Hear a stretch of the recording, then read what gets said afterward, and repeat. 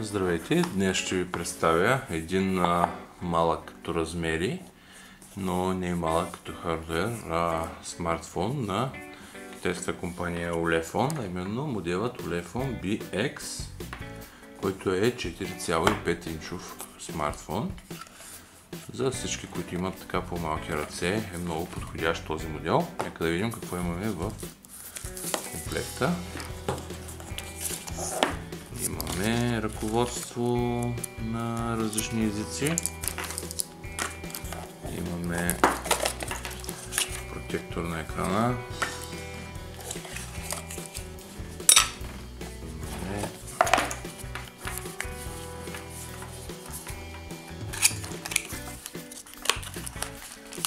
зарядно устройство на Ulefone брандирано.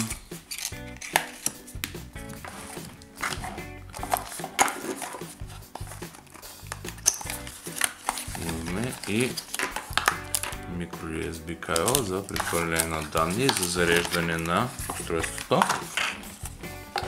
Нека сега да играе самия телефон.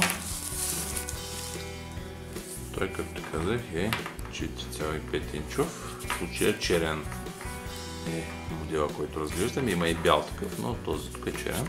Нека сега да го видим. Вижте колко е малък и добре стои. Много подходящ, както казах, за хора с по-малки ръце или за деца, за вашите ученици.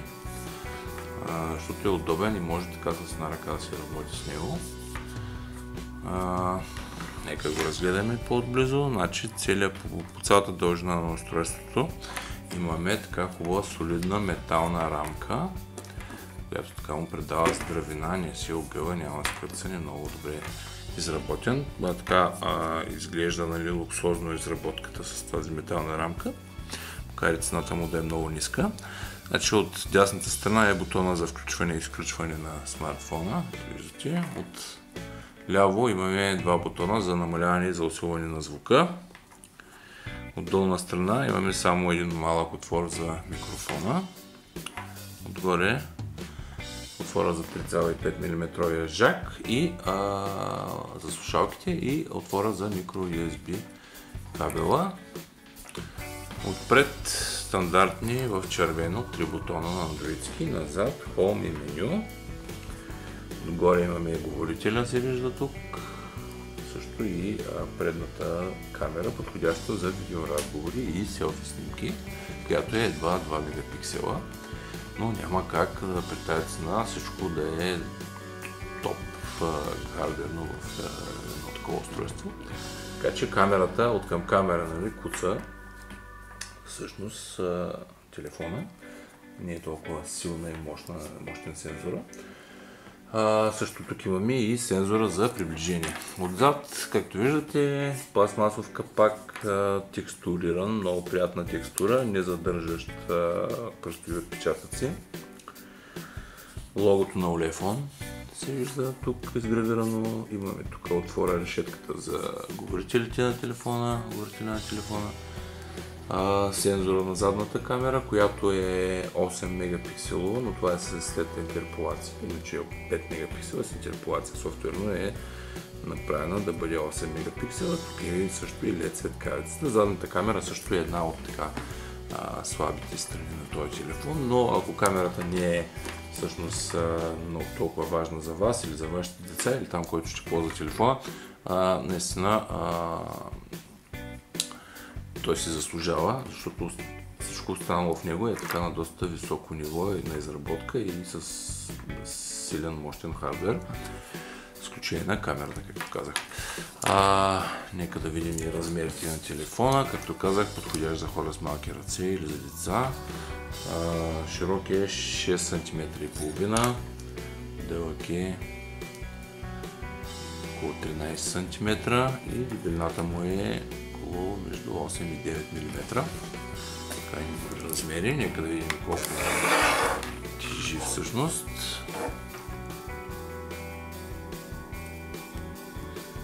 142 грама, също така не е тежък. Телефона доста така прилично тегло, не е много тежко. Удобен, както казах, за ученици или за хора с по-малки ръце. Нека да видим и какво имаме под задния капак, който се сваля много лесно, без всякакви инструменти. Само се подпъхва тук в малкия отвор, който е. Значи отзад се виждат слотовете за SIM картите, една нормална SIM карта и една микро SIM карта. Тук също имаме и слот за карта памет, за microSD карта с разширение до 32 ГБ, за да си разширите паметта на телефона. Тук се намира и батерията на телефона, която е с капацитет 1900 мАч. И това е всичко още взето отзад. Вече можем да го затворим. Вижте колко лесно штраква, няма луфтове, няма фуги, всичко е чудесно. Нека сега да видим и самият телефон, дисплея. Дисплеят е много красив, мисля, че се вижда чудесно на камерата. 4,5 инчов с разделителна способност 960 на 540 пиксела. Дисплея, матрицата е IPS, също така OGS, One Glass Solution, нямаме никакъв въздух, никакво разстояние между стъклото и самата матрица. Производство на LG, което също трябва да ви говори много. LG правят страхотни дисплеи, знаем всички. И този тук не прави изключение. Вижте, много живи, много хубави цветове, хубав контраст, яркост, добра подсветка. Ъглите на видимост също са добри, вижте, големи. Да ви покажа, изобщо нямам никакви забележки към дисплея, макар че не е HD. Все пак това е по-малък дисплей, 4,5 инчов, така че това не оказва някакво влияние на вашето зрително възприятие като цяло. Какво имаме в телефона като хардвер? Процесор MediaTek MTK 6592, версията M, леко урязаната версия. Това е 8-ядреният чипсет на MediaTek, така нашумял в много други устройства. Тук имаме леко урязаната версия, 8 ядра по 1,4 ГГц тактова честота всяко. Също така имаме и 1 ГБ оперативна памет, както и 8 ГБ вградена памет на телефона, която обаче, както казах, може с помощта на microSD карта да бъде разширена така до още 32 ГБ без проблем, ако имате нужда. Също така към този чипсет върви и графичен ускорител Mali 450 MP4, също много популярен и добре работещ ускорител. Нека сега да видим и някои тестове, които направихме с телефона. Започнем с Antutu теста. На Antutu теста телефонът даде един чудесен резултат от 28 092 точки, така, което си е над средното ниво, бих казал. Вече клони към по-високо ниво телефони. Имайте предвид, че това е все пак един нискобюджетен, изключително нискобюджетен телефон, който дава така един много добър резултат. Не на марк теста за видеокартата виждате 55,1 кадра в секунда, също чудесен резултат. Мултитач теста виждате 5 докосвания, поддържа едновременни дисплея. Нека да видим и самия процесор, за който ви говорих с тази програмка тестова. MediaTek MT6592, както ви казах, M версията 1,4 ГГц, 8 ядрен с архитектурата ARM Cortex A7, енергоспестяващата. Вижте, тя работи с едно ядро. В момента се включват само при нужда, по този начин се пести доста енергия.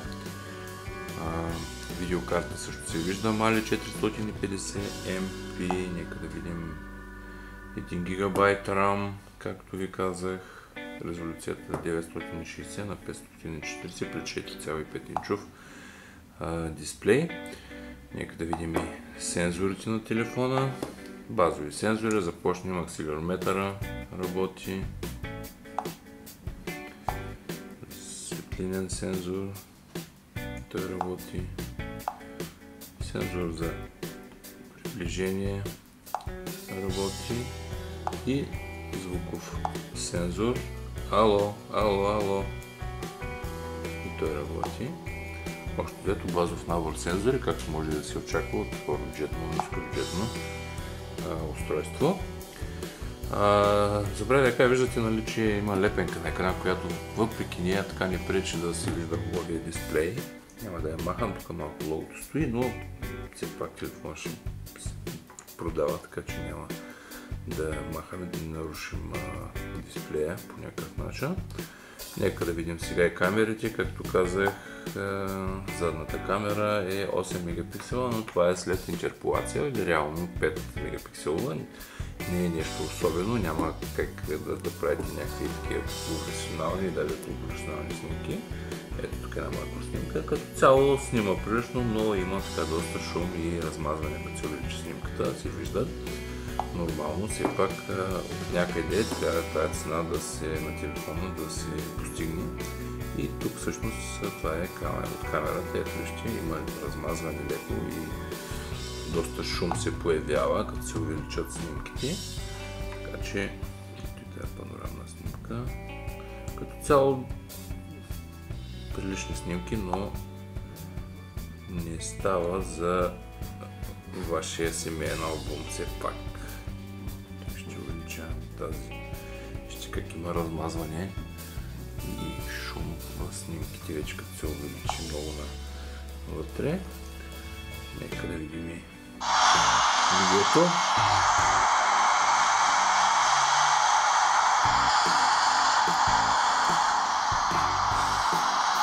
Шумовото се чува. Видеото е прилично, бих казал. Предвид цензура, не е лошо. По-добро отколкото снимките на живо.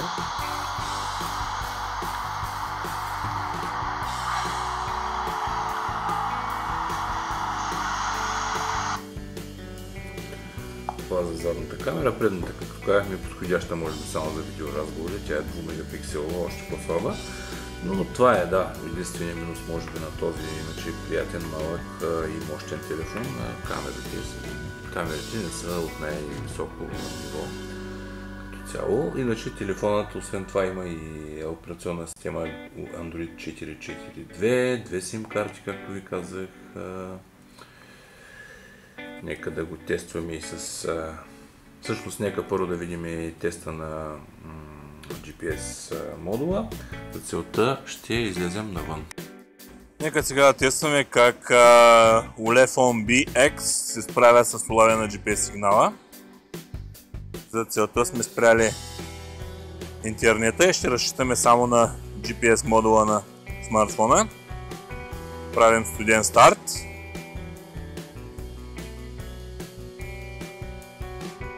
Да видим колко време ще отнеме.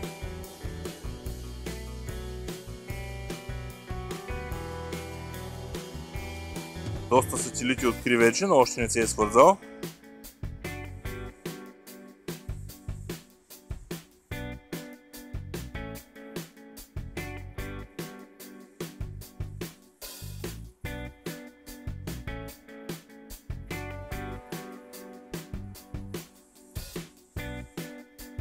Може да отнеме до 2-3 минути първоначалното установяване на позицията. И ето, свърза се, значи за около минута, което е един прекрасен резултат за всеки смартфон. Видяхме как добре се справи Ulefone BX с улавяне на GPS сигнала. Сега да го тестваме с някои от съвременните игри. Да видите, че тук няма никакви проблеми. Количките, първо. Вижте акселерометъра колко добре реагира на всяко мое движение. Нулев лак, никакво забавяне. 8-ядрения процесор с чудесния видеоускорител. Справят без всякакви проблеми с тия съвременни игри. Едва ли ще има някаква игра, която така да му се опре кой знае колко.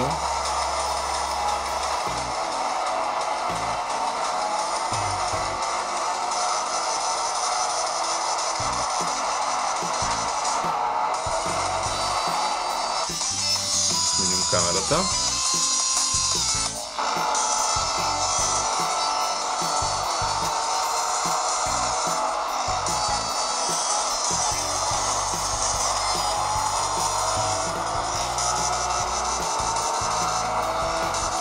Който че звука е доста силен.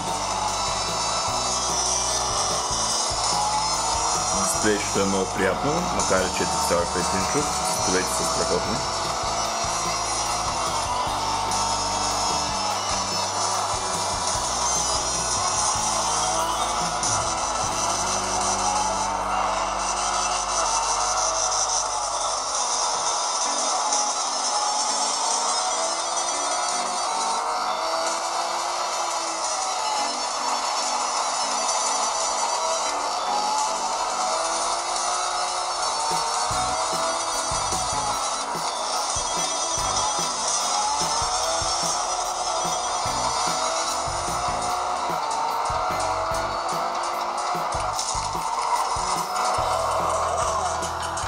Достатъчно от тази игра.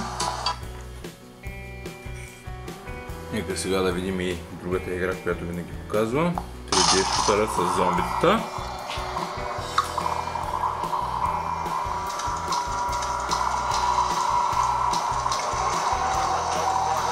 Тук отново имаме абсолютно така гладко върви играта. Без всяко забавяне, без всякакъв лаг, без всяко накъсване. Просто пак ще повторя, 8-ядрения процесор, няма грешка.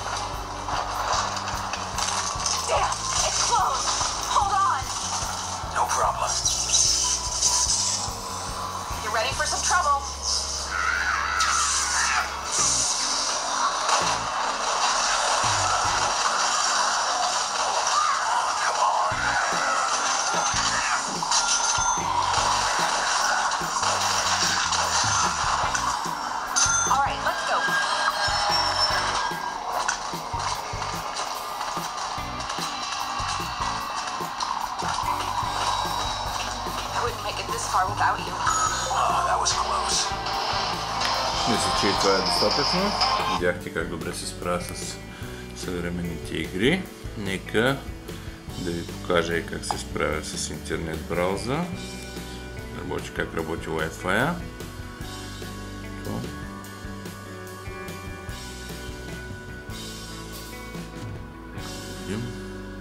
Отворим някои страници.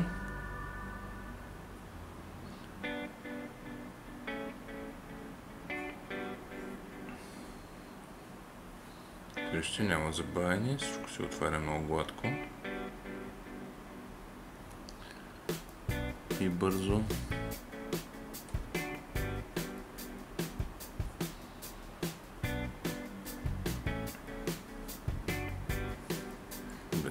Без всякакви проблеми.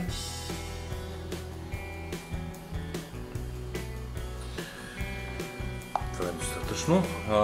Какво друго не сме казали? Батерията, както ви казах по-рано, е 1900 мАч и тя, предвид малките размери и икономичния процесор, енергоспестяващ и по-малкия дисплей, така спокойно ще изкара поне един ден при нормална работа, така че няма да имате проблеми да ви свърши батерията през деня и вечер ще го зареждате без всякакъв проблем. Може и повече, разбира се, зависи как употребявате телефона. Като цяло, нека кажа някои заключителни думи.